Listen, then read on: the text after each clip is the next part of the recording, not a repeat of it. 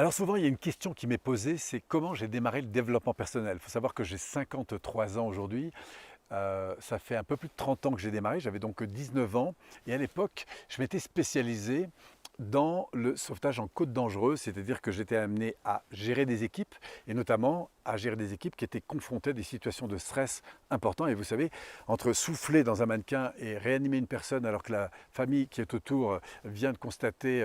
une noyade, je peux vous assurer que ce n'est pas du tout la même ambiance. Donc tout l'enjeu, ce n'était pas seulement de savoir exécuter des connaissances, des pratiques particulières, mais savoir les exécuter quand on est confronté à un enjeu émotionnel qui est très fort. Et c'est pour cette raison qu'un jour, je me suis intéressé au développement personnel, en fait, pour tout vous dire, en tombant sur une annonce qui disait, ben voilà, comment gérer des équipes, comment faire face au stress, comment donner le meilleur de soi, comment optimiser la qualité de ses relations quand on est en situation de management difficile. Et c'est ces termes-là qui m'ont accroché. Donc du coup, je me suis retrouvé dans un séminaire et à ma grande surprise, alors que je m'attendais à une salle de formation avec des tableaux, des choses comme ça, en fait on était tous assis sur des coussins et en fait le développement personnel ça a commencé par aller me chercher à l'intérieur de moi.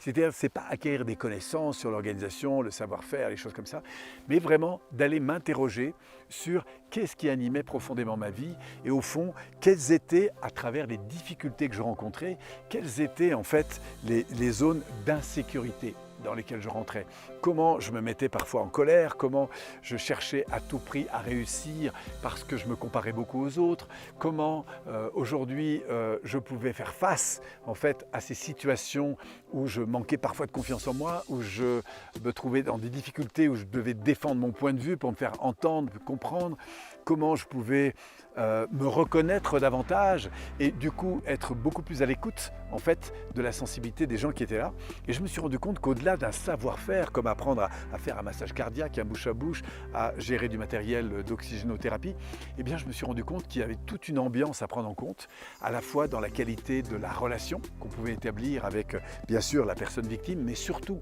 les personnes qui étaient autour, comment je pouvais parler à un collaborateur plus calmement pour prendre en compte ce qu'il vivait, apprendre à le poser, à le faire sourire, à le remettre directement dans sa performance, c'est-à-dire dire tiens qu'est-ce qui se passe pour toi et au fond imagine que ça se passe super bien, ça se passerait comment, enfin oui, plein de petites attitudes, savoir-faire, sensibilité, connaissances, pratiques qui se centraient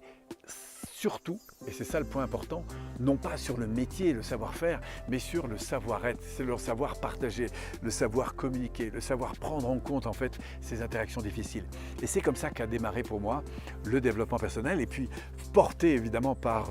ma propre transformation, puisque je me suis rendu compte en fait que à la fois quand je réussissais, évidemment il y avait des talents que je mobilisais et c'était important de les reconnaître, mais qu'il y avait aussi des situations qui étaient compliquées pour moi et que du coup, repoussant très souvent la responsabilité sur les autres, le fait que je réussissais pas c'était à cause des autres, le fait que ceci, quand ça marche pas c'était à cause des autres. Et pour moi c'était un des plus gros vecteurs de transformation, c'est de reprendre la responsabilité des feedbacks que j'obtenais, des problématiques que je rencontrais en me disant tu sais Polo, si le problème arrive, c'est que probablement il y a un problème dans ta stratégie. Si tu as un problème de temps, si tu as un problème d'argent, si tu as un problème d'énergie, si tu as un problème de matériel, si tu as un problème de ceci, si tu as un problème de cela, en fait tu es à l'origine des comportements qui ont suscité cette réaction. Et ça pour moi c'était un devoir important dans ma vie de reprendre la responsabilité de ça. Je pense que c'est peut-être le virage le plus important que j'ai effectué grâce au développement personnel. Heureusement j'étais jeune et du coup ça m'a aidé dans énormément de situations, non pas de me culpabiliser pour ce qui ne marche pas, mais de me responsabiliser à l'égard de ce qui ne marche pas pour me dire waouh, qu'est-ce qui est en moi que je peux aller chercher et qu'est-ce que je peux surtout améliorer dans mon attitude. Et du coup j'ai commencé à m'orienter autour de personnes, enfin m'orienter vers des personnes qui avaient réussi, qui avançaient dans les projets qui étaient les miens. Et du coup je suis allé chercher de la référence, je suis allé chercher des modèles, je suis allé chercher des formations et j'ai cherché depuis toujours à m'améliorer. Alors j'ai encore évidemment du travail, puisqu'on est tous, si je puis dire, en travaux dans le domaine, on est tous dans une inclinaison, une progression. Moi je définis la réussite non pas comme une gare d'arrivée, mais comme un processus de croissance et qui est basé principalement sur l'apprentissage. Et la clé peut-être la plus grande que j'ai eue et qui a transformé ma vie à travers le développement personnel et ensuite mon développement professionnel autour de cela, eh bien ça a été cette capacité à transformer la relation que j'ai à l'environnement, c'est-à-dire ne plus subir les choses, mais me dire quand elles ne sont pas dans mes couleurs, quand elles ne sont pas dans ce à quoi j'aspire, quand les choses ne se passent pas comme je veux autour de moi, reprendre la responsabilité, cette putain de responsabilité qui est de se dire qu'est-ce que moi je peux faire de ça, qu'est-ce que je peux construire face à ça, comment je peux aller me chercher à l'intérieur, et si je ne sais pas faire, qui sait le faire, et comment je peux m'appuyer, apprendre, progresser et avancer. Et que finalement, ce qui je trouve de plus génial dans mon parcours quand je me retourne, eh bien c'est cette faculté à progresser. J'adore cette idée qu'on n'est pas là pour évidemment seulement atteindre des objectifs, pour réussir demain. On est là pour grandir dans notre manière d'aborder le monde. Et c'est ça que je trouve de vraiment sympa. Et ça aussi a été une grande transformation que de, je vais finir là-dessus, que de ne plus m'évaluer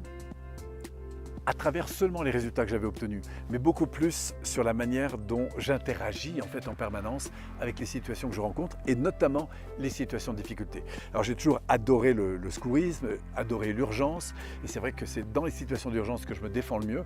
mais alors incroyable à quel point le développement personnel m'a transformé et j'ai aujourd'hui à cœur évidemment d'aider les gens à développer cette dimension, d'aider les gens à retrouver ce qu'il y a en eux d'incroyable qu'ils peuvent mobiliser pour transformer, pas le monde, mais leur monde, c'est-à-dire cette interaction qu'ils peuvent avoir avec leurs femmes, avec leurs enfants, avec leurs voisins, avec le gars qui avance pas sur la route, avec la personne qui est à la caisse, enfin bref, et de transformer en permanence cette qualité d'interaction avec le monde. Je crois que c'est ce qui m'a rendu le plus heureux. Merci à vous. Vous voyez dans cet environnement magnifique, ces arbres qui poussent comme ça et qui prennent racine, ils le prennent parce qu'ils sont dans un environnement qui est favorable. Et c'est tout l'enjeu, pour moi, du développement personnel, aller comprendre en fait quelle est notre essence, vers quoi on a envie de pousser, vers quelle lumière on a envie d'aller, et puis surtout d'intégrer un environnement qui soit le plus propice, évidemment, à ce développement. Voilà, c'était ce retour à cette nature profonde. C'est là-dessus que je vous invite à avancer. Continuez à prendre soin de vous, à prendre soin de vos proches. Et on se retrouve bientôt pour une prochaine capsule. Merci.